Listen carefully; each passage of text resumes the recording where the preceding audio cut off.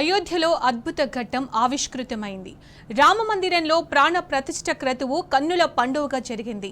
పట్టు పీతాంబరాలు, ఛత్రం, పాదుకలు చేతబూని ప్రధాని మోదీ రామమందిరానికి వచ్చారు. అనంతరం గర్భగుడిలో ప్రత్యేక పూజలు చేశారు. వేద మంత్రాల నడుమ వేలాది భక్తుల సమక్షంలో వేద పండితులు ప్రాణ ప్రతిష్ఠ క్రతువును శాస్త్రోక్తంగా నిర్వహించారు. అభిజిత్ లగ్నంలో సరిగ్గా 12:29 ప్రాణ ప్రతిష్ఠ జరిగింది. అనంతరం బాలరాముడు భక్తులకు దర్శనమిచ్చాడు. 84 సెకండ్ల పాటు సాగిన ఈ క్రతువును టీవీలో చూసి యావత్ భారతావని పులకించిపోయింది. ప్రస్తుతం అయోధ్య నుంచి మనం లైవ్ చూద్దాం. समागम है, आज संगम हुआ है विविध मत, धर्म, पंथ, संप्रदाय का। 50 से अधिक आदिवासी, गिरिवासी, तटवासी, द्वीपवासी, जनजातीय परंपराओं की उपस्थिति इस आयोजन को समग्र समावेशी बनाती है।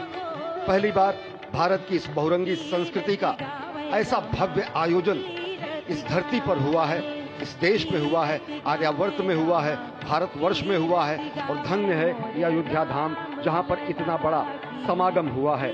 ये संगम आज श्री राम जन्मभूमि के दिव्य नव्य प्रांगण में हुआ है। निश्चित तौर से दुनिया आज देख रही है कि किस तरीके से एक नए भारत का उदय हो रहा है। शत शत आघातों को सहकर जीवित हिंदुस्तान हमारा, जग के मस्तक पर रोली सा शोभित हिंदुस्तान हमारा। जब दीप बुझे पश्चिमी गगन के, व्याप्त हुआ बर्बर अंधियारा, किंतु चीर कर तमकी छाती, चमका हिंदुस्तान हमारा। हमारी संस्कृति इतनी प्राचीन है, इतनी शाश्वत है, सनातन है। सनातन इसीलिए कहा जाता है क्योंकि राम जी के भइले जनमवा चलवो करियाई दर्शनवा।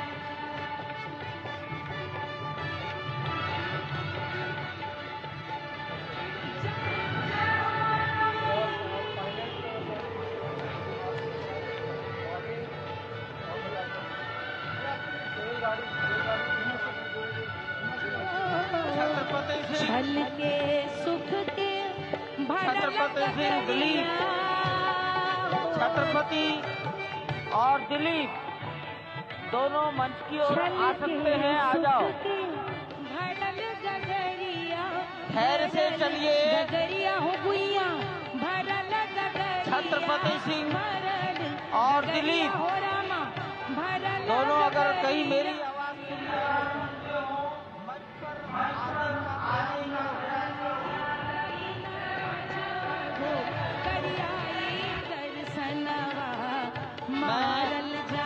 बारंबार निवेदन करूंगा, धीरे धीरे आगे बढ़िए।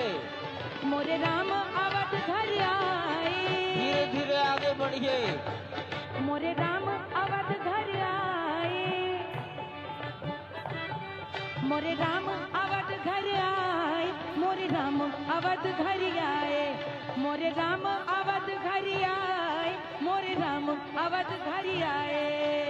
संतोषी अखाड़ा के महंत जी को मेरा प्रणाम। आगे आगे राम चले, पाछे चली सेना, पाछे चली सेना, पाछे चली सेना। आगे आगे राम चले, पाछे चली सेना। आगे चले राम चले, पाछे चली सेना। हनुमान उड़ी आए, मोरे राम अवध घर आए।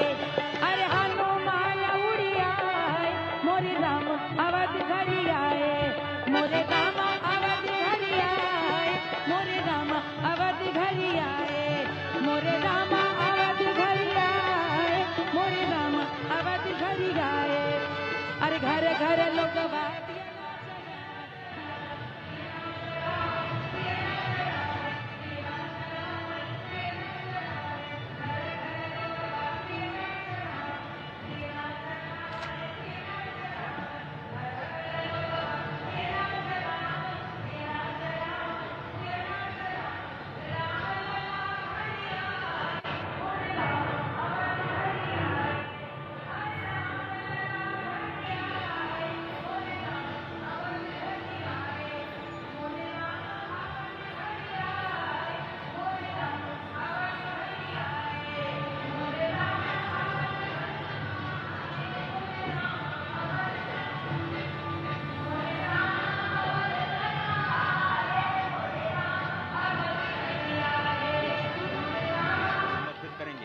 वही जटायु जो अत्याचार के खिलाफ, वही जटायु जो विषमता के खिलाफ अपने आप को उन्होंने झोंक दिया, अपनी आहुति दे दी।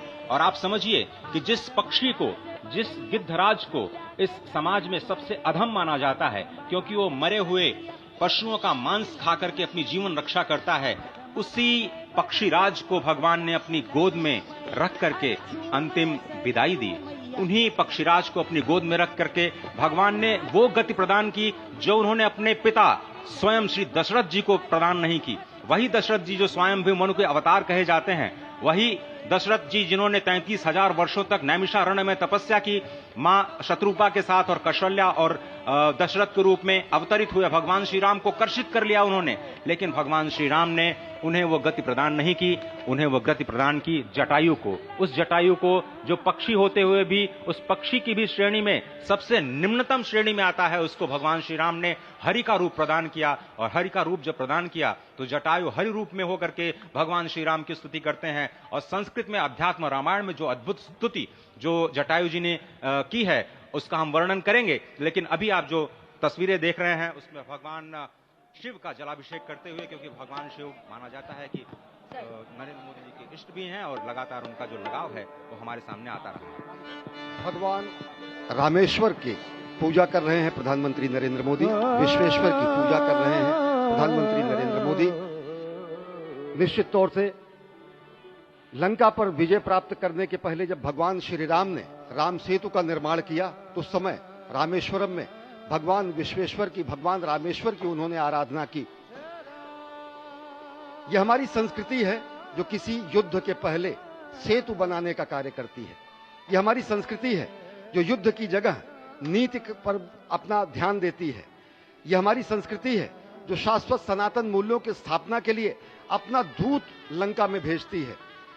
और यही हमारी संस्कृति है जो किसी भी तरह से अगर धर्म की स्थापना नहीं होती है तो अंतः स्तर पर, अंतिम स्तर पर धर्म की स्थापना करने के लिए युद्ध का भी वर्णन करती है और कहती है यतः धर्मो ततः विजय, यानी जहां धर्म है वहां जय है। और निश्चित तौर से हमारी ही संस्कृति में कहा गया है धर्मः रक्षति रक्षितः, जो धर्म की रक्षा करता है धर्म उसकी रक्षा करता है।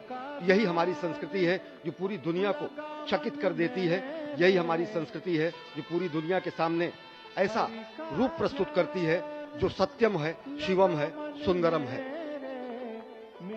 भगवान शिव के बारे में कहा गया है कि मैं आदि पुरुष निर्भयता का वरदान लिए आया भूपर, पै पीकर सब मरते आए, मैं अमर हुआ लो विष पीकर, अधरों की प्यास बुझाई है मैंने पीकर वह आग प्रखर, अधरों की प्यास बुझाई है मैंने पीकर वह आग प्रखर, हो जाती दुनिया भस्मसात जिसको पल भर में ही छूकर, भय से व्याकुल फिर दुनिया ने प्रारंभ किया मेरा पूजन, मैं नर नारायण नीलकंठ बन गया तो इसमें क्या संशय, हिंदू तन मन हिंदू जीवन हिंदू रग रग मेरा परिचय।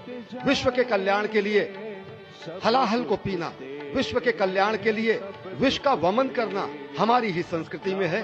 और ऐसे ही आराध्य देव महादेव की वंदना कर रहे हैं प्रधानमंत्री नरेंद्र मोदी। ओंकारं बिंदु संयुक्तं नित्यं ध्यायन्ति योगिनः, कामदं मोक्षदं चैव ओंकाराय नमो नमः।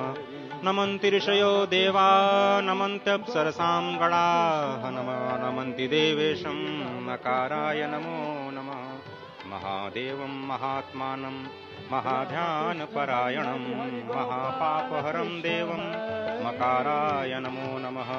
शिवं शान्तं जगन्नाथं लोकानुग्रहकारकं, शिवमेकपदं नित्यं शिकाराय नमो नमः।